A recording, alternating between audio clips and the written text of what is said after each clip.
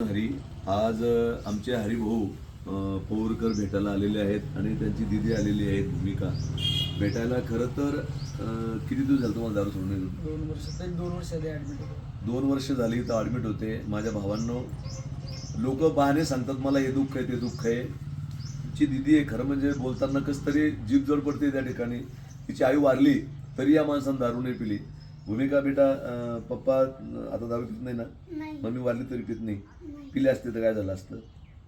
माझं जीवन खराब झालं असतं. अजून अवघड झालं असतं ना? काय सांगशील बाळा तू थोडक्यामध्ये? परमेश्वराची कृपा आणि इथून मला मेसेज भेटला किंवा मदत झाली माझ्या जीवनाचा बदल करण्यासाठी मी इथं आलो. आणि एक मै पण इच्छा होती. दारू म्हणता की बुवा सर्वांना सुटायला पाहिजे, पण सुटते कुठे, मार्ग कुठे? तर मार्ग हा आध्यात्मिक मार्ग जीवनामध्ये जर उतरवला, महाराज जे सांगताय त्या पद्धतीने वागलं. त्यांनी असंही सांगितलं, तुम्ही माहीत ॲडमिट राहून गेले, माहीत नंतर तुम्ही महिन्यानं या, 1-2 दिवस आमच्याकडे राहून जा, थांबून जा, तुमच्या मनाची समाधानी करा आणि आनंदामध्ये तुम्ही राहा, येत जा, केव्हा तुमच्या घर अंगणासारखं आहे. तर असं महाराजांनी आम्हाला सांगितलं होतं आणि मी नेहमी येत राहतो. माझी मनामध्ये काही भरून आलं, काही इच्छा दाटल्या, काही हे झालं, महाराजशी मन मोकळं करायला मी येऊन जातो, बोलून घेतो. आणि विशेष म्हणजे मिसेस वारली त्यांची, तरी या माणसानं आणि फाशी म्हणजे दोरी बांधली होती ना?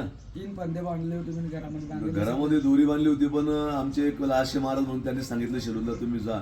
आणि दीदीला मी खावला पैसे द्यायला लागलो तर ती म्हणली माझ्या पप्पानं दारू सोडली, आमच्यासाठी खूप झालं. म्हणजे ही जी प्रगल्भता आहे ना, ही म्हणजे फार कमी लोकांना भगवंत त्या ठिकाणी देतो. मी परमात्म्याला एक प्रार्थना, खरं त्यांचं वय खूप कमी आहे आणि एक त्यांचा पुनर्विवाह त्या ठिकाणी व्हावा, चांगलं दाम्पत्य जीवन त्यांना त्या ठिकाणी प्राप्त व्हावं. मी गजानन महाराजला प्रार्थना करतो या लेकराला आई त्या ठिकाणी मिळावी आणि खूप चांगला विचार या मुलाचा त्या ठिकाणी आहे. भावांनो, बरेच लोक त्या ठिकाणी सांगतात की मला प्यायची नाही पण मी टेन्शनमुळे पितो. पण इतकं टेन्शन या जगामध्ये सगळ्यात मोठं, भातुकलीच्या खेळामधली राजा अनेक राणी, अर्ध्यावरती डाव मोडला अधुरी एक कहाणी. एवढं झाल्यानंतर सुद्धा या माणसानं दारूकडे हा माणूस गेला नाही. हे खूप मोठं घेण्यासारखं आहे. 2 वर्ष इथं झालेले आहेत आणि जेव्हा त्याला आठवण आली तेव्हा ते इथं येतात. आपण आज पहिल्यांदा भूमिका आली, पहिल्यांदा आली बाळा? मागच्या वेळेस आली होती. ऍडमिट करता ते आम्हाला पण आली होती. त्यावेळेस त्यांची बाई होती.